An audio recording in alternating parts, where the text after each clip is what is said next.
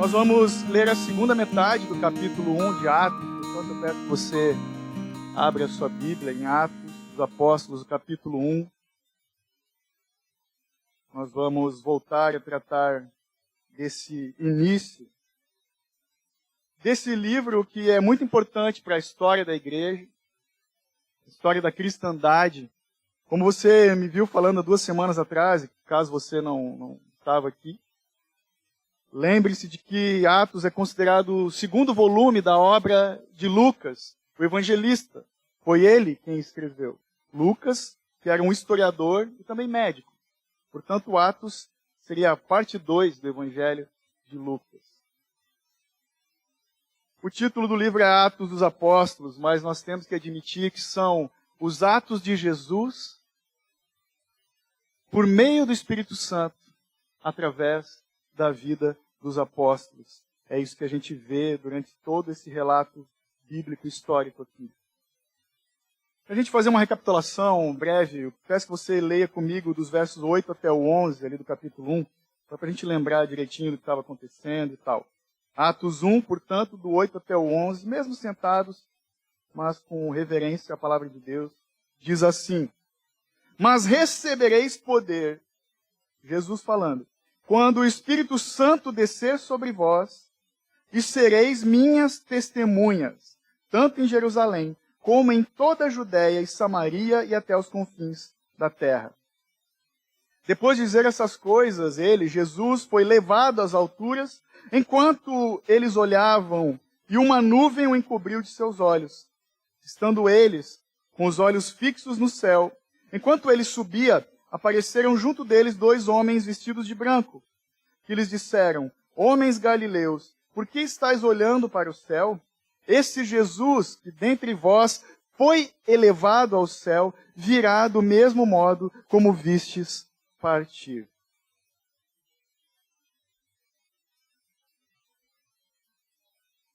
Gente, com certeza, ou sem dúvida alguma, o ponto alto, o ápice do livro de Atos é o dia de Pentecostes.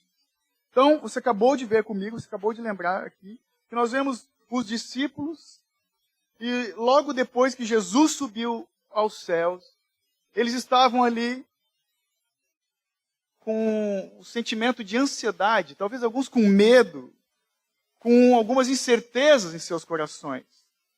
Se você se lembra do relato bíblico, há poucos dias atrás, eles já haviam passado por muita coisa.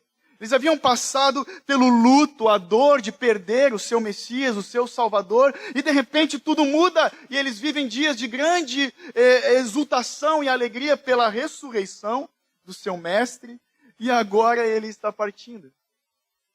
Então, provavelmente, estava um turbilhão de sentimentos nos corações, nas mentes desses homens naquele momento. E é bem provável que naquele instante ali, que você acabou de ler comigo, eles olhavam uns para os outros e uma pergunta eles faziam. Eles podiam estar se perguntando: e agora? E agora? Como eu falei, o ápice, o ponto principal dos eventos dos primeiros capítulos de Atos é o dia de Pentecostes. Aquele dia que você sabe, em que Jesus, já exaltado, vai derramar do Espírito Santo, do seu Espírito, sobre a igreja. E assim ele vai concluir a sua missão enquanto Salvador, o Messias da igreja.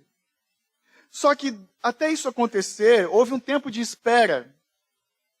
Nós vemos pelo relato que foram 40 dias da ressurreição de Jesus até esse dia que você acabou de ler comigo, o dia da ascensão. Jesus ressuscitou e andou entre os homens novamente durante 40 dias. E do dia da ascensão de Jesus até o dia de Pentecostes, mais 10 dias. 40 mais 10 igual a 50. Por isso, Pentecostes. 50 dias depois da ressurreição de Cristo.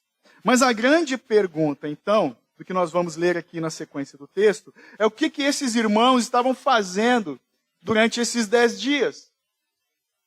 Com certeza eles não estavam de braços cruzados, olhando um para a cara do outro, sem fazer nada. E aqui, Lucas, que escreveu esse livro, ele vai nos mostrar o que eles faziam enquanto aguardavam o cumprimento da promessa que Jesus havia deixado para eles, ou seja, o derramamento do Espírito Santo sobre a igreja. Então a gente vai ver aqui nesse relato, esses homens, os apóstolos, os discípulos, tem mais gente lá com eles, vivendo algo que a gente pode chamar de uma antecipação da igreja. Lembram? Essa aqui é chamada da igreja primitiva. Então nós vamos ver um relato de uma antecipação da igreja. Lucas, portanto, o historiador, ele por meio de exemplos, ele nos ajuda a saber como uma igreja, em qualquer tempo, em qualquer lugar, pode se preparar ou deve esperar pelo avivamento. Então vamos ler a partir do verso 12 até o final, que é o 26. Preste atenção. Então, eles voltaram para Jerusalém, vindo do monte chamado das Oliveiras, que fica perto de Jerusalém, à distância da caminhada de um sábado. Quando chegaram à cidade, subiram ao aposento superior, onde estavam Pedro e João, Tiago e André, Filipe e Tomé, Bartolomeu e Mateus, Tiago, filho de Alfeu, Simão o Zelote e Judas, filho de Tiago. E unidos, todos se dedicavam à oração, juntamente com as mulheres, com Maria, mãe de Jesus, e com os irmãos dele. Verso 15. Naqueles dias, estando ali reunidas cerca de 120 pessoas, Pedro levantou-se no meio dos irmãos e disse: Irmãos, devia-se cumprir a escritura que o Espírito Santo predisse pela boca de Davi acerca de Judas, que foi o guia dos que prenderam Jesus. Pois ele era contado como um de nós e teve parte nesse ministério. Ele adquiriu um campo com o pagamento de seu pecado e, precipitando-se de cabeça, arrebentou-se ao meio e todas as suas vísceras se derramaram e todos os habitantes de Jerusalém ficaram sabendo disso. De maneira que na própria língua deles, esse campo se chama Aceldama, isto é, campo de sangue. Porque no livro de Salmos está escrito: fique deserta a sua habitação, e não haja quem nela habite, e outro tome o seu lugar. Assim, é necessário que dentre os homens que conviveram conosco, todo o tempo em que o Senhor Jesus andou entre nós, começando desde o batismo de João, até o dia que dentre nós foi elevado ao céu, um deles se torne conosco testemunha da sua ressurreição. Então apresentaram dois, José, chamado Barsabás, também chamado Justo, e Matias. E orando disseram: Tu, Senhor, que conheces o coração de todos, mostra qual destes dois tens escolhido para assumir lugar neste ministério de apostolado, do qual Judas se desviou, indo para o seu lugar. Então tiraram sortes, e a sorte recaiu sobre Matias. Desse modo, ele se juntou aos 11 apóstolos.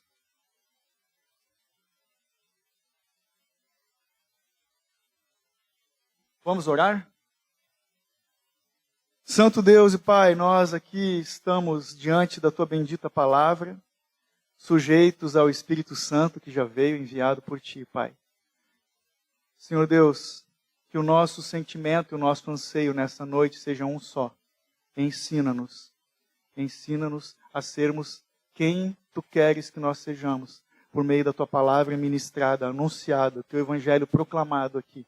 Pai, que esse texto venha de impacto aos nossos corações, para que o Senhor, por meio do Espírito, opere a transformação devida a cada um de nós, pelo louvor da Tua glória, em nome de Jesus. Amém.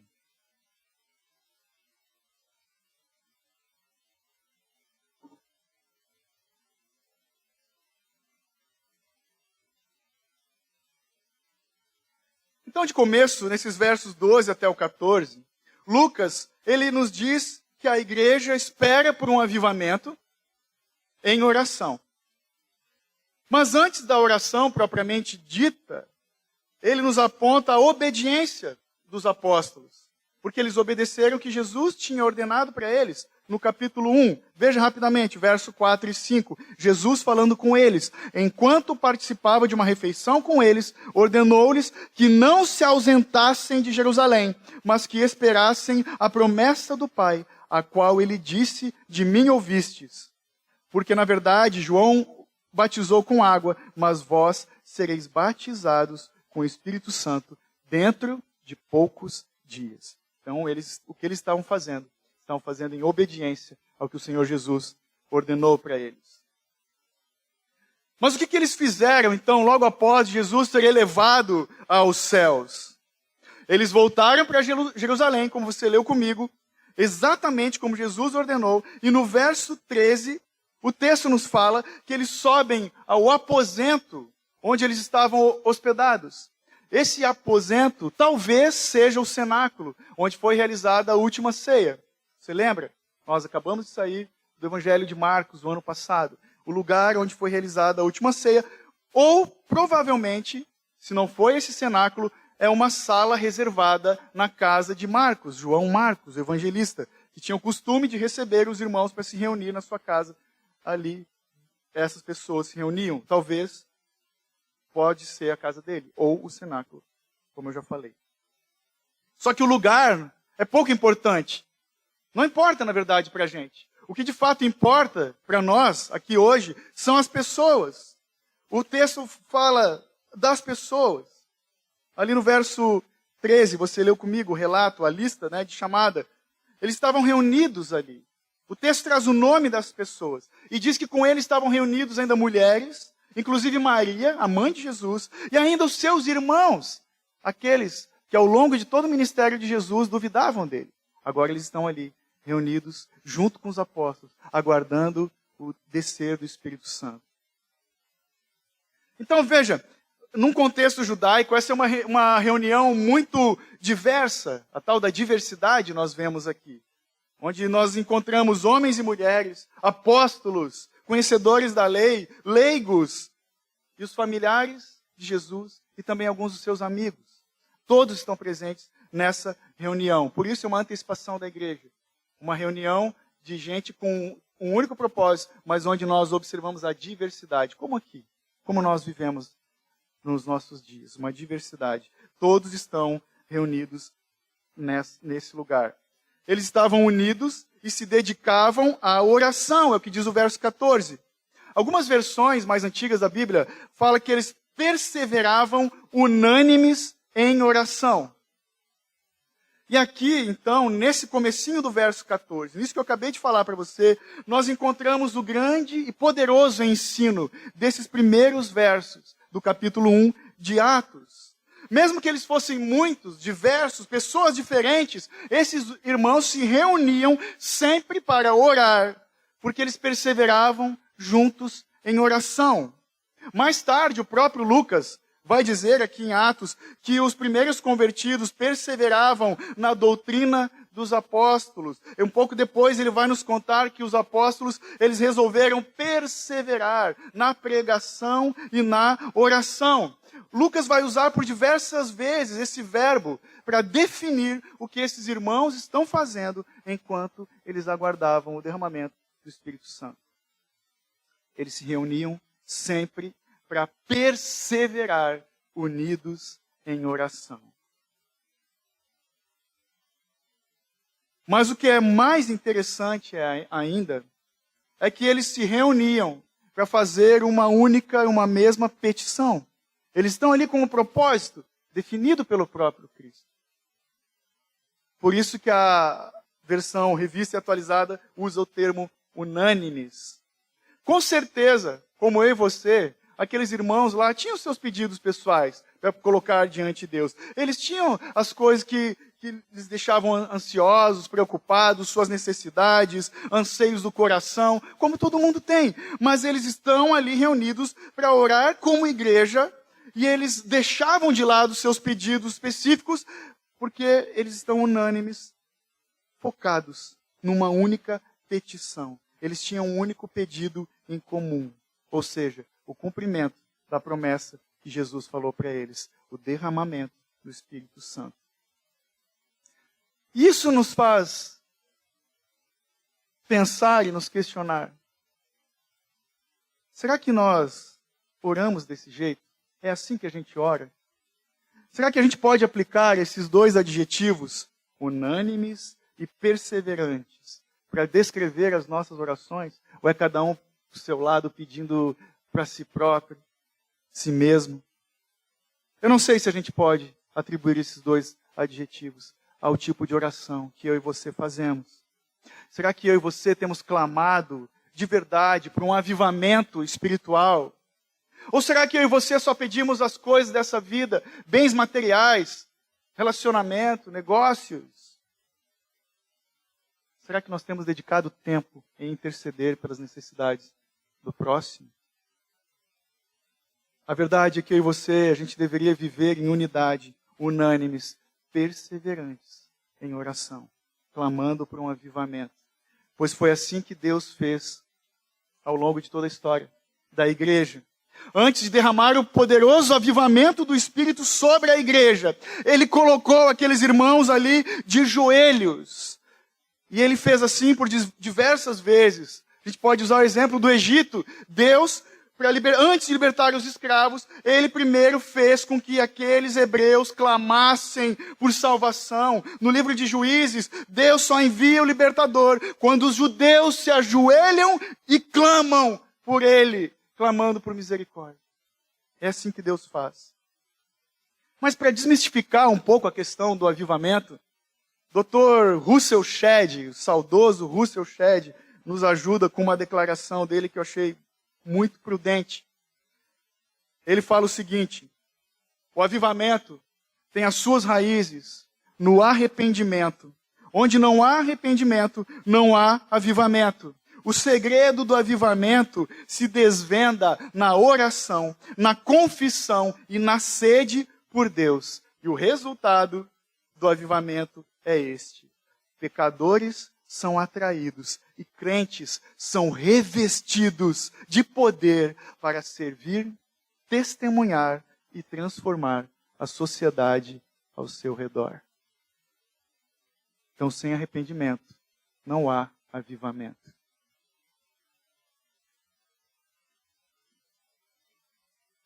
Como você está na sua vida de devoção a Deus? Como você está na caminhada cristã?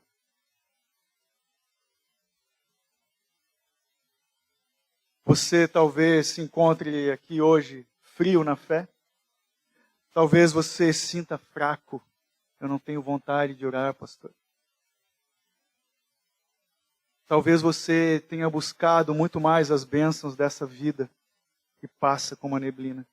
Que não tenha dedicado tempo, não tenha investido tempo, na verdade, em pensar nas coisas eternas. Você se sente fraco, talvez? Eu te digo, volte a orar. Invista tempo de joelhos diante do teu Criador. Volte a orar. A oração é o oxigênio do cristão. Se nós não orarmos, não tem como crescer espiritualmente. Nós vamos ser anões na fé. Nós vamos morrer de inanição. A oração é o oxigênio do cristão. Por isso eu te digo e te incentivo, dobre os teus joelhos. Dobre os joelhos diante do Senhor e ore com perseverança. Talvez alguém me pergunte, mas até quando, pastor? Até quando Deus, por sua graça e vontade, renovar o teu coração? Despertar em ti novamente o prazer em estar diante dEle, derramando o seu coração diante dEle. Ore, ore. Ah, pastor, mas eu não gosto muito de orar. Eu gosto quando as pessoas são sinceras. E eu penso que um cristão tem que ser sempre sincero. Eu não gosto de orar, alguém pode dizer. Então eu te digo, então ore até começar a gostar de orar. Porque sem oração não existe crescimento espiritual. A oração é o oxigênio do cristão. É isso que Jesus nos ensina. Jesus ensinou isso, inclusive no Evangelho de Lucas, no capítulo 11. Quando ele diz, peçam ao Pai, batam a porta dele com perseverança. Mas talvez alguém que é novo na fé pode nos perguntar, mas como? Como eu posso orar? Como eu posso ter essa prática de devoção? Como eu posso orar? João Calvino nos dá 4 dicas fantásticas. Para quem não sabe, ou para quem tem a dúvida, lá nas Institutas da Religião Cristã, a obra máxima de João Calvino, o capítulo onde ele mais investe tempo, ou seja, o capítulo mais extenso das Institutas, é justamente o capítulo desse assunto, a oração. João Calvino fala o seguinte: o cristão deve orar com um sentimento sincero de reverência, um sentimento sincero de carência e de arrependimento, um sentimento sincero de humildade e confiança a Deus, um sentimento sincero de esperança confiante. Irmão, fecha a porta do teu quarto, dobra os teus joelhos, ora diante de Deus, coloca as tuas aflições para Ele. E não saia de lá até você se sentir renovado na presença do Espírito Santo em oração. É poderoso isso.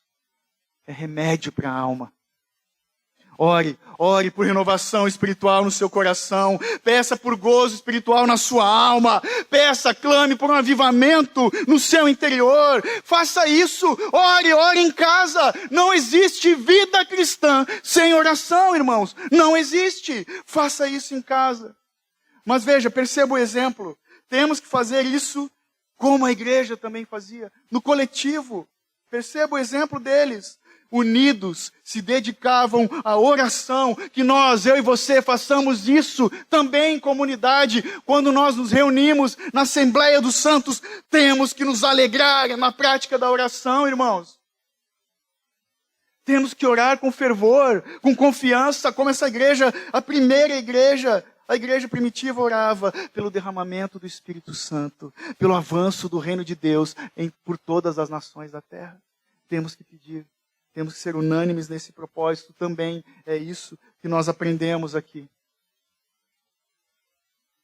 Temos que orar, porque nós queremos respostas de Deus. Temos que orar, porque Deus nos responde. Veja, esses homens, os apóstolos, eles não deixaram de orar, porque eles tinham certeza de que Jesus ia cumprir a sua promessa. Ele falou ali, você leu comigo, vão, esperem poucos dias, que em poucos dias eu vou derramar do meu Espírito Santo. Pensa se fosse eu e você hoje. Pessoal, fiquem uns 10 dias reunidos, aguardem que eu vou derramar do meu Espírito daqui uns dias. Será que a gente ia se encontrar como eles, perseverantes na oração? Ou a gente ia botar mesa de ping-pong, sinuca na igreja? Ia ficar esperando e se divertindo? Não foi isso que eles fizeram. Eles eram perseverantes, eles oravam ainda mais, eles não se desanimaram, eles tinham certeza que a promessa ia se cumprir e isso os impulsionou a orar mais. Eles foram encorajados. Calvino, de novo, ele escreve: a nossa oração não é um sinal de dúvida, é um sinal de confiança. Não oramos porque desconfiamos de Deus, oramos porque cremos que Ele vai fazer exatamente como prometeu. Porque às vezes a nossa postura parece de alguém que duvida de que a promessa de Jesus vai se cumprir em nossas vidas. Temos que orar com confiança. Por isso eles se reuniam. Por isso eles estavam ali orando com perseverança e unânimes, porque eles confiavam em Deus. Nós temos que orar, irmãos. Orar a palavra de Deus, conforme as promessas de Deus. Porque Ele responde às nossas orações de acordo com a sua vontade, que está revelada na sua palavra. Temos que orar. Nós temos que fazer assim.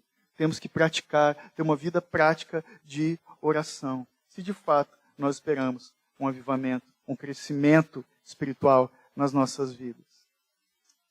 Então a pergunta segue nesses primeiros versos. Como é que a igreja deve se preparar para um avivamento? Como é que ela espera por ele? Dos versos 15 ao 20, Lucas, ele nos diz que a igreja esperava por um avivamento lendo e estudando a palavra de Deus. Porque a gente vê Pedro falando disso. Mas algo que chama atenção, do 15 ao 20, ao longo desse trecho, tem 2 personagens que se destacam. Se você está atento no texto, você já percebeu quem são eles. Judas e Pedro.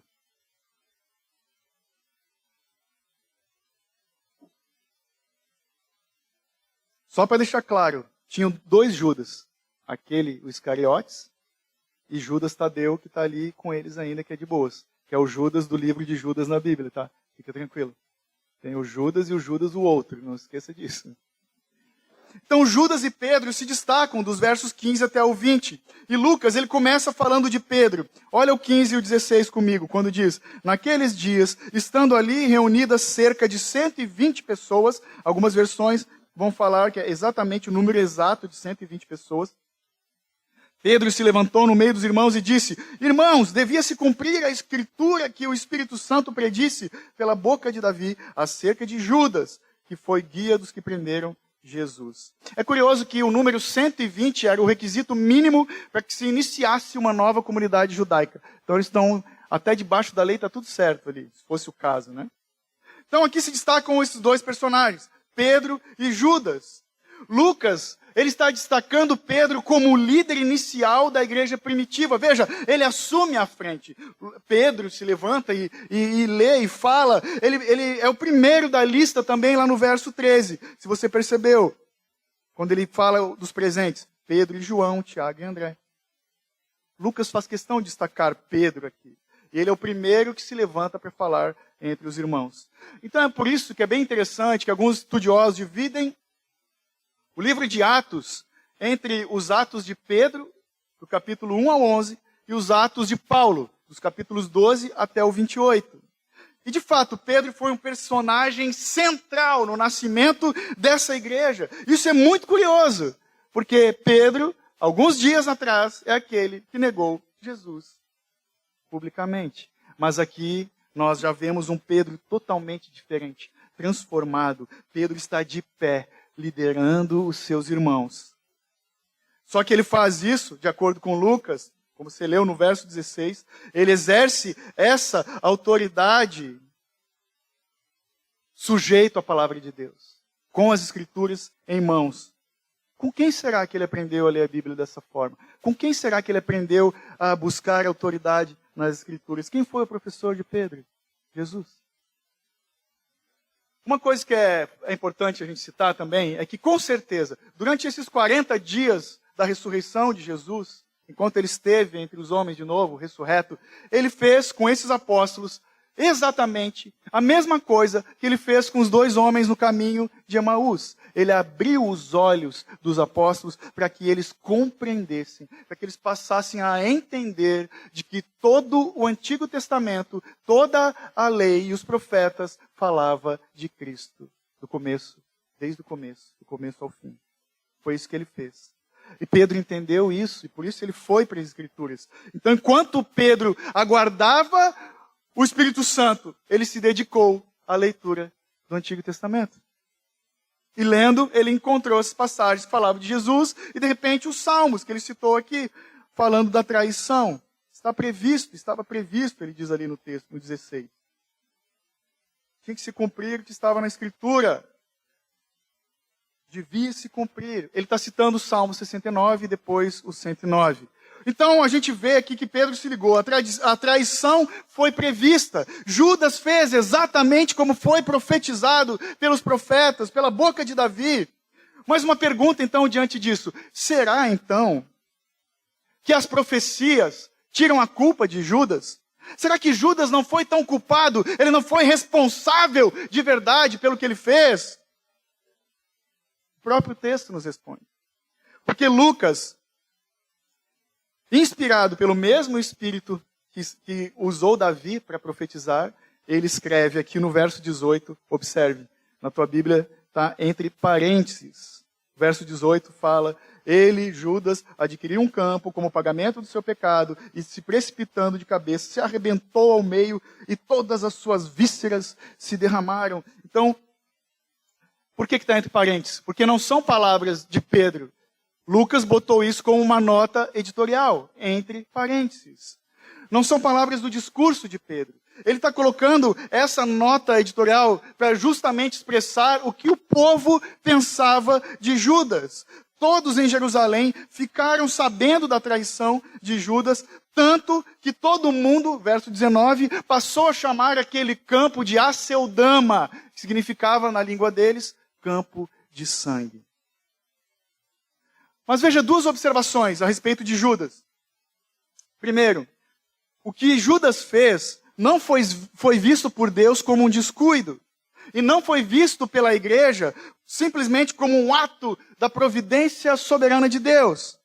Porque no Evangelho de Lucas, Lucas chama de pecado ou de iniquidade o que Judas fez. O que significa que Judas escolheu fazer isso. Portanto, ele tem que ser responsabilizado pelos seus atos diante de Deus. Segunda coisa que o texto nos mostra, Lucas, ele não vê a morte de Judas como se fosse uma morte de um campeão. Porque, não sei se você sabe, tem um apócrifo aí que escreveram, né, que inventam uma história dizendo que Judas foi um herói. Não! O que Lucas está relatando é o contrário. Ele retrata de uma forma horrível e trágica a morte de um traidor. É como se ele estivesse dizendo, é assim que Judas entrou para a história, como um traidor que morreu no campo que comprou com o dinheiro da sua traição. Mas o fato é que surgiu uma vaga de apóstolo aqui no texto. E o que os apóstolos vão fazer então com essa vaga? Voltando para o texto, verso 20. Pedro falando do livro, porque no livro de Salmos está escrito: fique deserta a sua habitação, e não haja quem nela habite, e outro tome o seu lugar. Então são os dois salmos citados por Pedro, o 69 e o 109. Mas veja, esses dois salmos, lembra, Pedro está falando debaixo da autoridade da palavra de Deus. É assim que a gente tem que caminhar. Esses dois salmos são usados, primeiro, para fundamentar o que Judas fez. E segundo, para indicar o que os apóstolos agora têm que fazer diante da traição de Judas. Eles tinham que substituir Judas.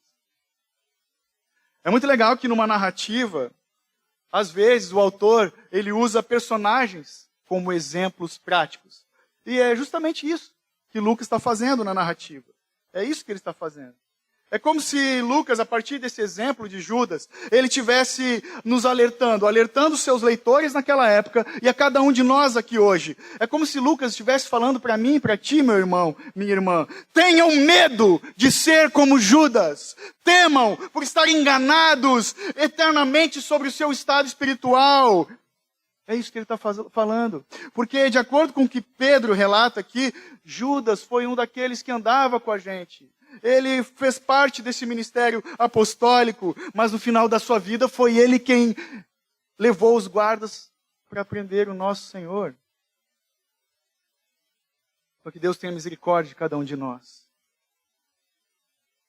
Já pensou? Seria terrível. A gente está a vida toda em direção ao nosso lar celestial, vivendo uma vida de igreja, para descobrir lá no último dia que a gente não vai entrar naquele lugar. Por que eu estou falando isso? Porque Judas, falando dos exemplos, ele passou o tempo todo com a igreja, mas ele nunca foi igreja.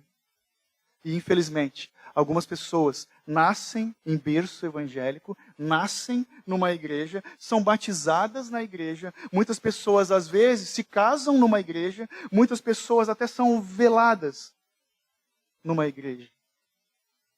Mas muitas delas vão acordar lá do outro lado, bem distantes da igreja. Que Deus tenha misericórdia de nós. Foi assim com Judas. Portanto, eu te digo, tenha medo. Tenha medo de ser como Judas. Tema estar profundamente enganado. Tema mais. Tenha medo por entrar para uma história de vida como um traidor. Alguém que era um falsário, um falciane, um mascarado. Um falso cristão. Foi assim que Judas entrou para a história. Não como um herói, mas um traidor. Judas o traidor. É assim que a igreja primitiva reconheceu Judas. É assim que eu e você conhecemos Judas. Um traidor. Outra vez, João Calvino nos ajuda quando ele escreve o seguinte: Judas não pode ser justificado pelo fato de sua ação ter sido profetizada, já que ele caiu em última análise, não por causa da profecia, mas por causa da iniquidade do seu próprio coração. Qual que é a implicação disso para a gente? Não se esconda por trás da soberania de Deus. Uma vez salvo, sempre salvo? Sim. Mas diante da salvação, A salvação exige uma resposta de santidade para todo aquele que é chamado por Deus. Tem gente que se esconde atrás da soberania de Deus, toca o pé, faz o que dá na telha e não demonstra fruto de arrependimento. Eu não tenho dúvida que Deus é totalmente, plenamente soberano, que é Ele quem escolhe, que é Ele que elege. Eu não tenho dúvida disso. Mas eu também não tenho dúvida de que eu e você também vamos ser totalmente responsabilizados pelos nossos atos naquele dia, diante do trono do juízo de Deus.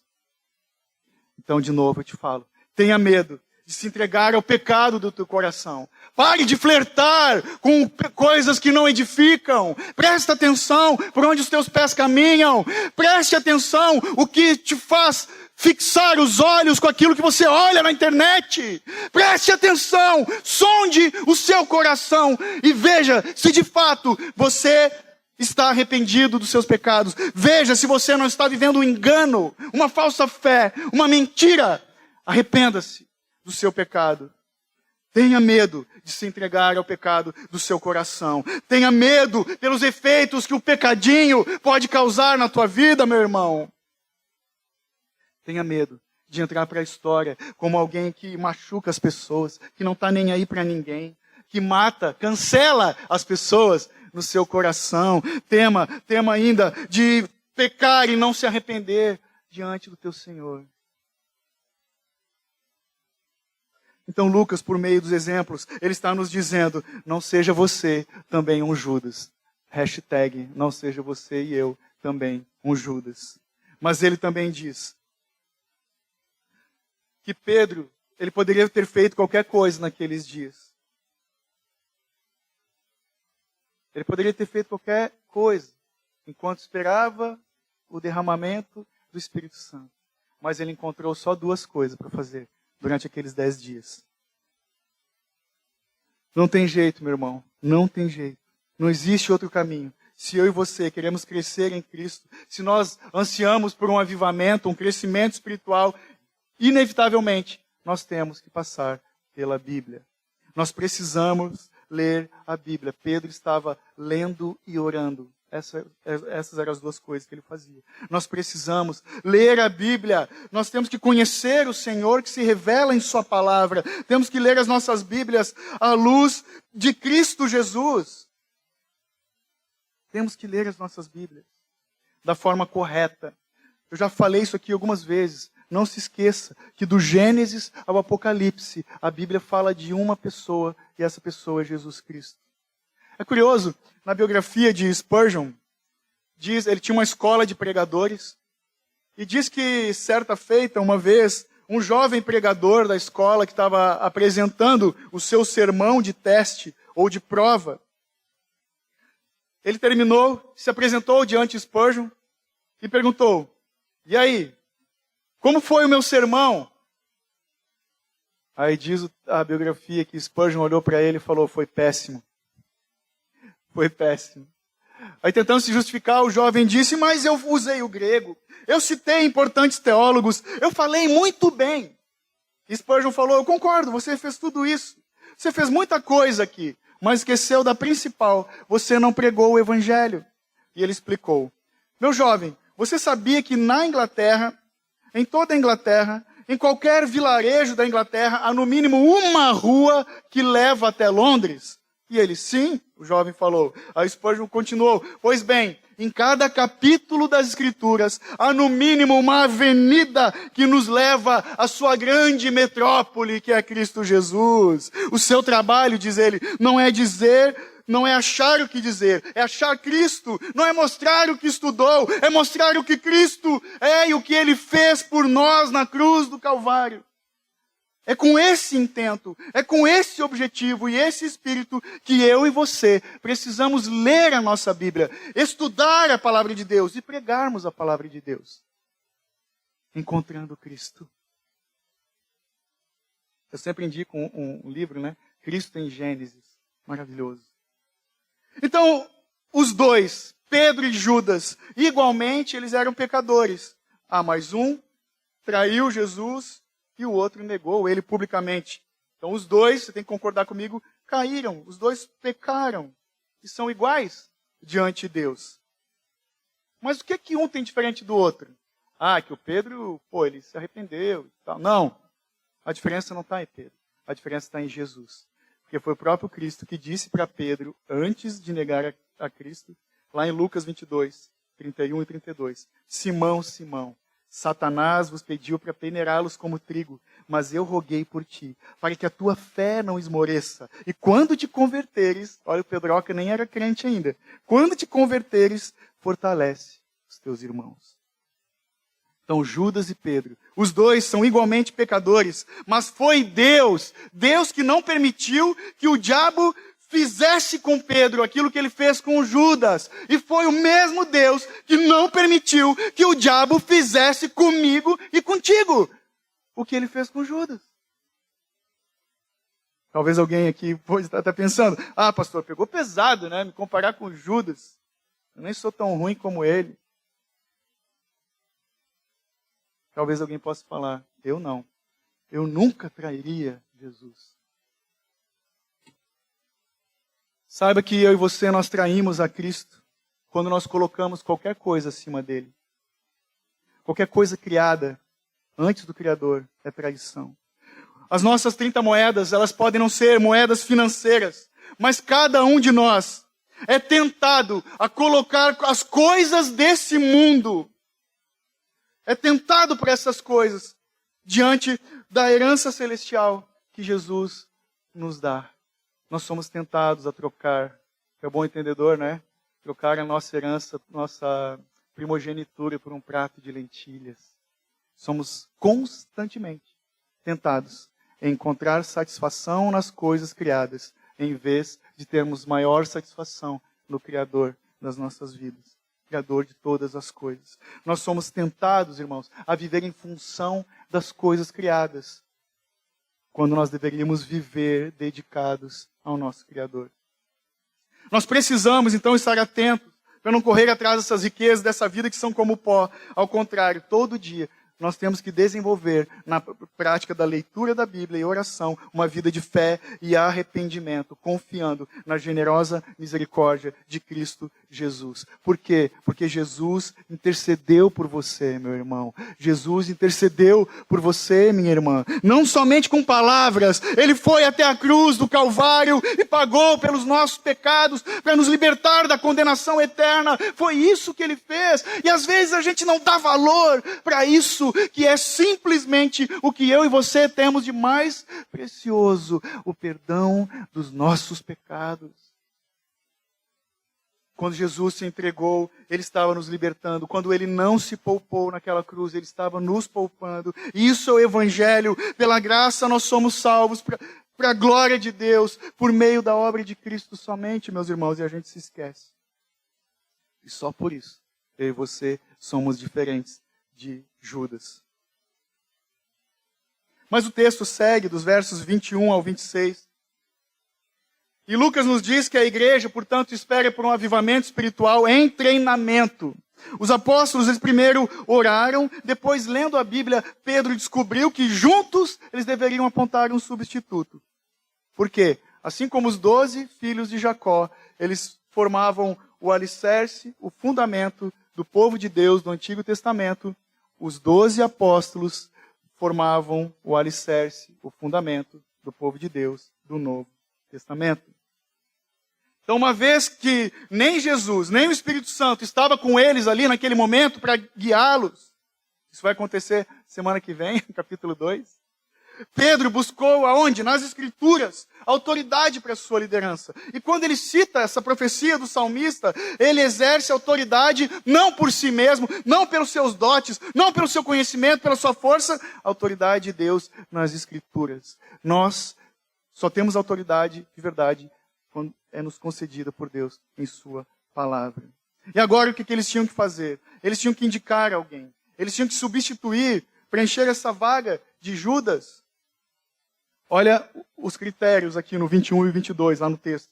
Quando diz, assim é necessário que dentre os homens que conviveram conosco todo o tempo em que o Senhor Jesus andou entre nós, começando desde o batismo de João, até o dia que dentre nós ele foi elevado ao céu, um deles se torne conosco testemunha da sua ressurreição.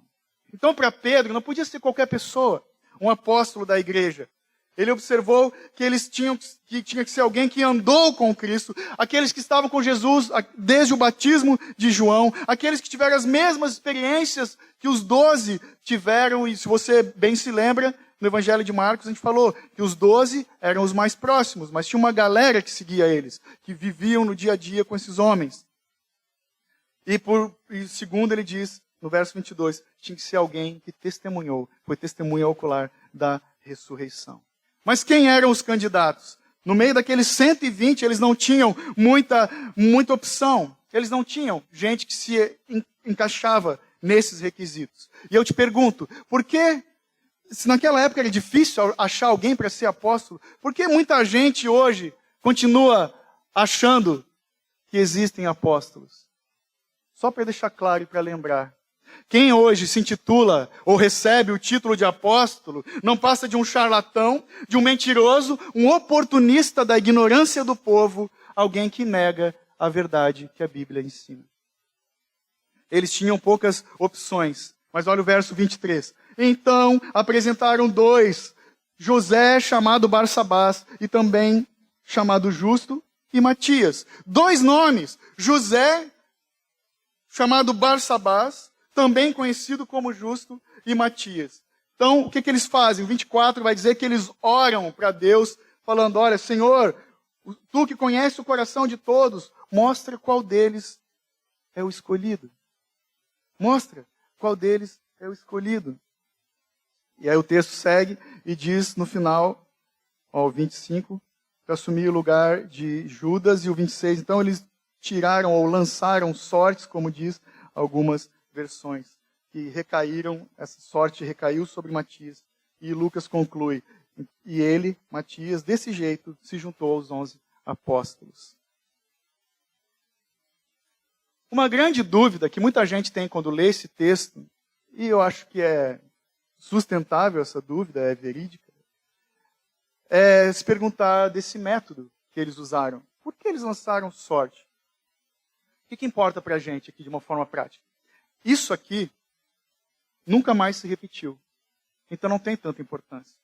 O que eles estão fazendo é um método do Antigo Testamento, que eles tinham umas pedras sagradas, tipo dados, que eles jogavam para tirar sorte, quando nem os sacerdotes, nem os profetas sabiam de uma resposta.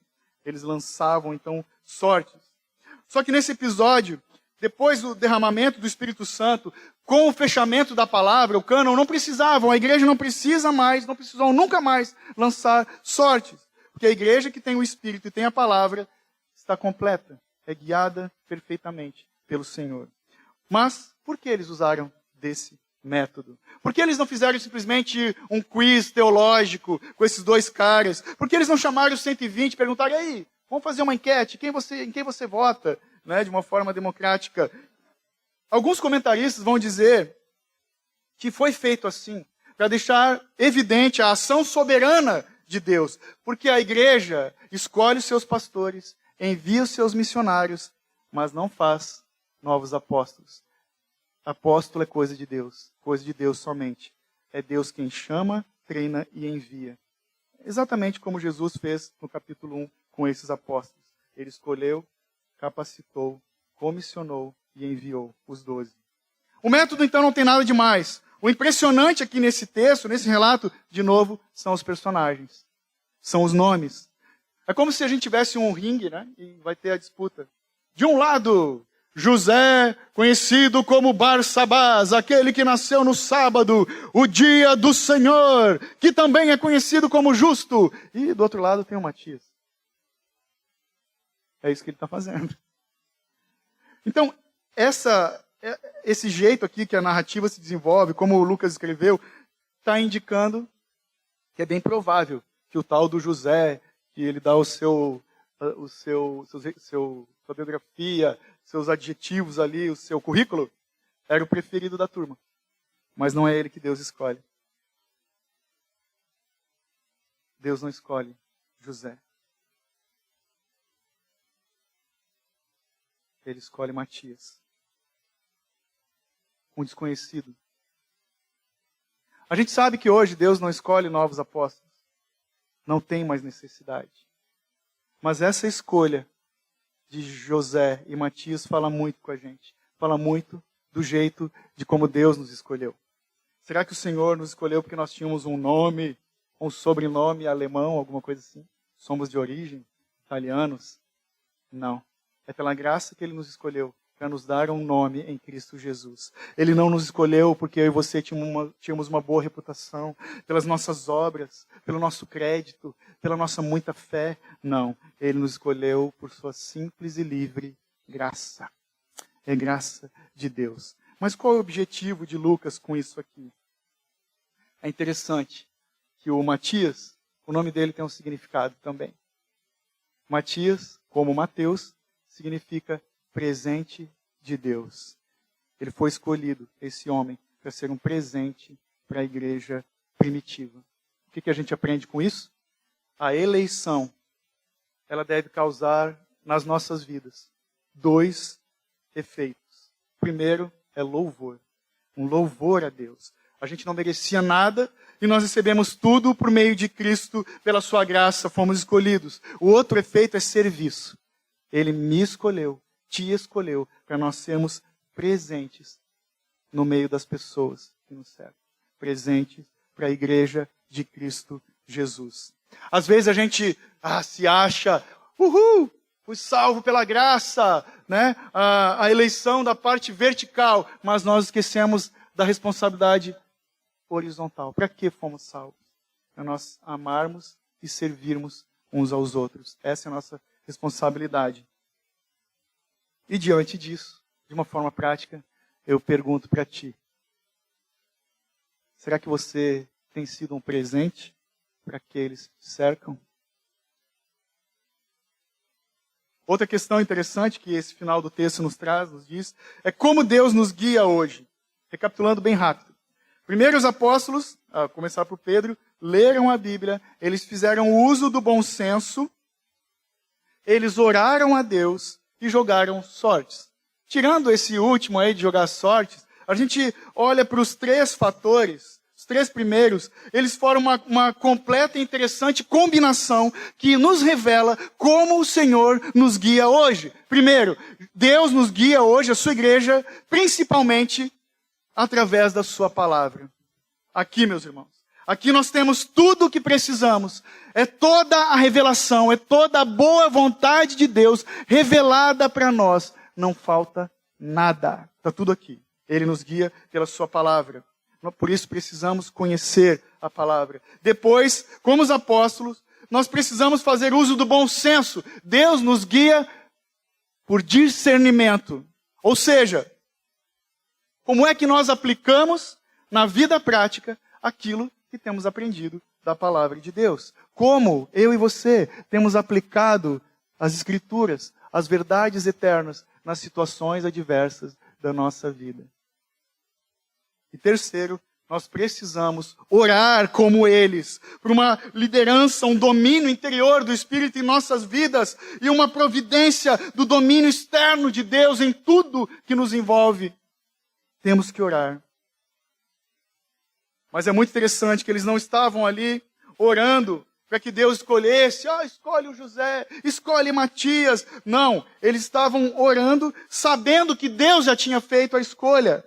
24 diz, de todos, Senhor, mostra qual deste tens escolhido. Então, toda vez que eu e você oramos a Deus, nós não oramos ao Deus que vai descobrir as coisas. Nós oramos ao Deus que sabe de todas as coisas. Então, por fim, como que Deus nos treina para o cumprimento da nossa missão? A partir do texto, a gente vê que Ele está nos treinando, me treinando e te treinando, enquanto eu e você esperamos. Esperamos. Vão para Jerusalém e esperem. É o que Jesus falou lá no começo. Mas vamos combinar. Quem é que gosta de esperar hoje em dia? É complicado.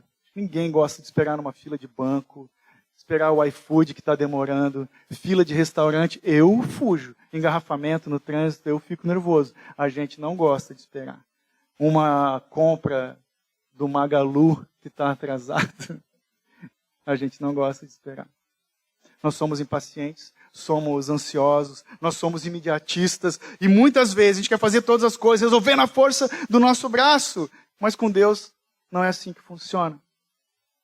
Sabe que às vezes o Senhor nos coloca num banco de reservas, só para assistir e esperar as coisas acontecer. Aqueles que ficaram em isolamento do Covid sabem bem do que eu estou falando. A gente fica lá esperando o tempo passar. Mas não tem problema nenhum. Não é ruim para o cristão estar no banco de reservas, porque é justamente no banco de reservas onde a gente tem mais proximidade do técnico. É muito melhor a gente esperar por Deus do que ficar fazendo por Deus o tempo todo. Eles esperavam, enquanto esperavam, eles oravam e liam as Escrituras, e é dessa forma que eles se encontravam, que eles tinham intimidade com o Senhor. É assim que eu e você temos que ter intimidade com o nosso Senhor, lendo a palavra e orando todo dia.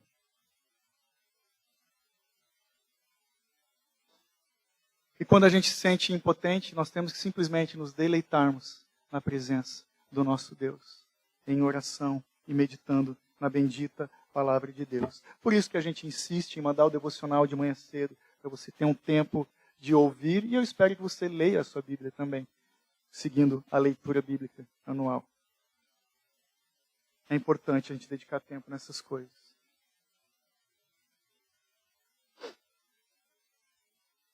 E dessa forma, às vezes em coisas pequenas, que a gente faz no dia a dia, encontrando graça de Deus, lavando uma louça, conversando com um amigo, com a esposa, ouvindo o filho ou a filha que vem da escola contando uma história, sabe, nas coisas triviais que parecem sem importância, nós podemos, se a gente observar atentamente, se a gente ajustar o foco da fé, nós vamos ver lampejos da graça de Deus, tratando a minha e a tua vida, nos preparando nessas coisas pequenas, que parecem insignificantes. Deus nos prepara para coisas maiores. É isso que Ele faz. Então, concluindo no texto, agora, com a substituição, o time dos apóstolos está completo. Só falta uma pessoa, o Espírito Santo de Deus.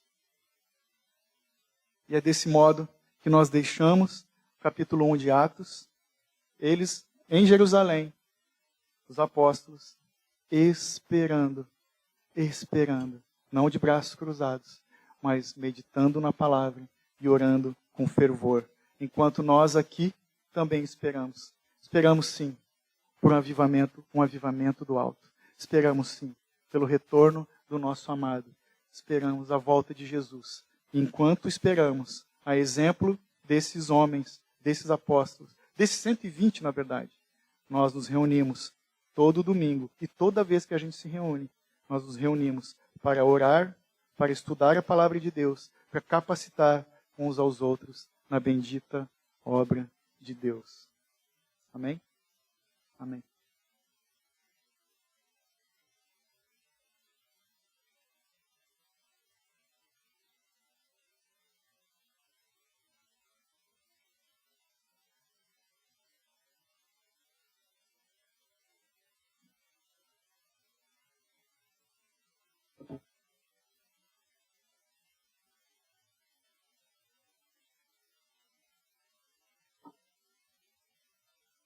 Chovendo no molhado, é óbvio. E naquela situação, não sei se tu é como eu, que imagina um filmezinho na tua cabeça, né? Para quem está assistindo o seriado lá, o The Chosen, é mais fácil imaginar os apóstolos, o cenário e tal. Eles não tinham nenhuma banda tocando um show gospel. Eles não tinham luzes apagadas. Eles não tinham manifestações estranhas, entre aspas, do Espírito. Eles tinham as Escrituras e um povo que orava com perseverança. Estavam unidos no mesmo propósito.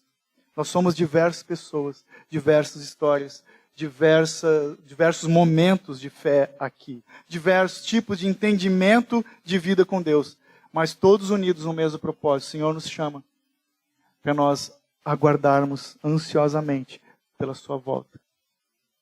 Que Ele nos encontre como esses 120, perseverantes, unidos em oração. Amém? Vamos colocar de pé?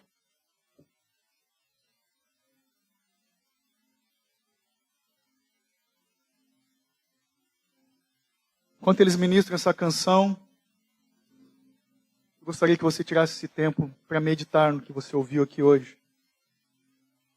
E assim como eu, colocasse diante de Deus quais são as nossas atitudes que precisam mudar no íntimo dos nossos corações, para que de fato, eu e você, a gente tenha esse anseio pelas coisas do alto, para que a gente se lembre todo dia, ao acordar de manhã já, Senhor, vem, hora vem, Maranata, vem Senhor Jesus. Para que eu e você possamos nos ser exercitados, né, nessa prática de buscar, em primeiro lugar, as coisas do alto. Amém? Deus abençoe a todos.